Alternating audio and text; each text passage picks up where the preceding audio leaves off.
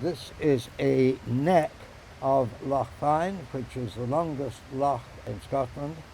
It's actually about 100 miles long. Up till the 18th century, there were virtually no roads. The way to get around was by sea. To get yourself or your armed forces up here past this castle would have been extremely difficult if they wished to stop you. This castle is in a highly strategic point of Argyll.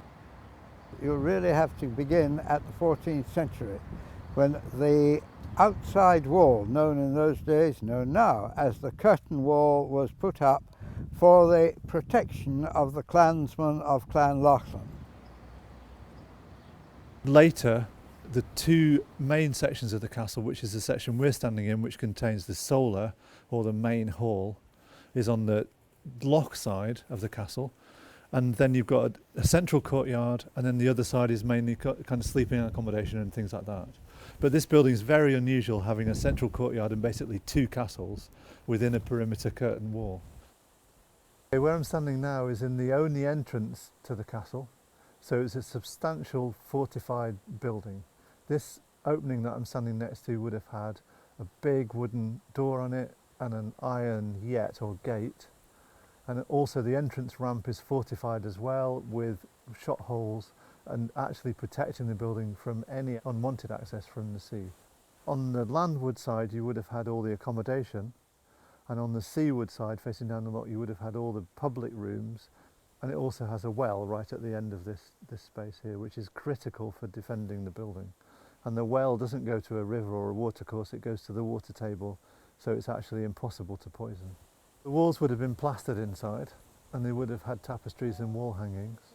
But in the main solar, there's a probably 16th century, very grand fireplace. Shows how significant this building was in terms of not only its power and the area that it must have actually looked after, but also the artistic kind of qualities that would have gone into this building.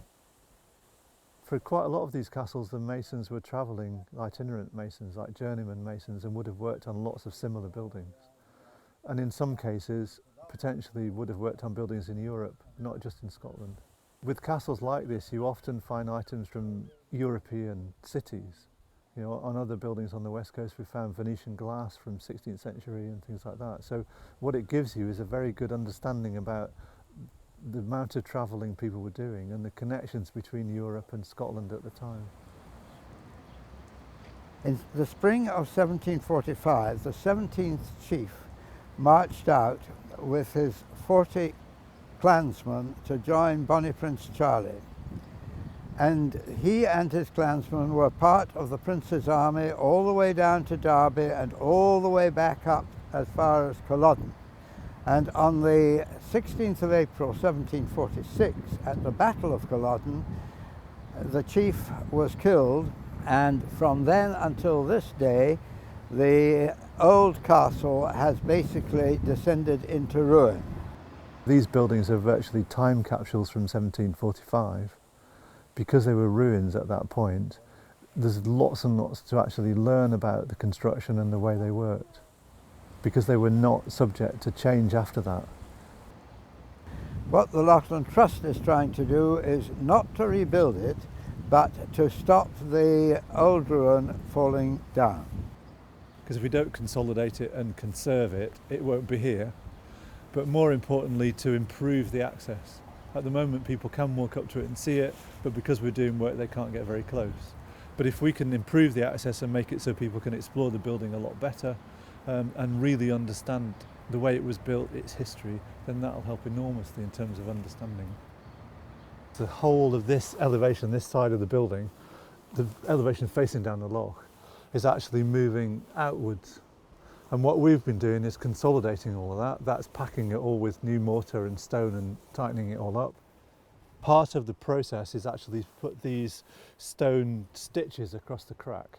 They actually attach some continuity between the two sides of the building. The crack itself will then be actually filled up with, you can see the slates here which are actually filling up the crack. It'll be packed with mortar really deep into the crack. once the ivy was poisoned and then carefully taken down, we realised this elevation, because we couldn't see it before, this elevation was completely hungry in terms of mortar.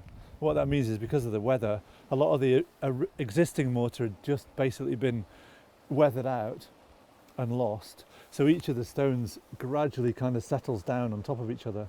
And what that does is it starts to pull the wall over.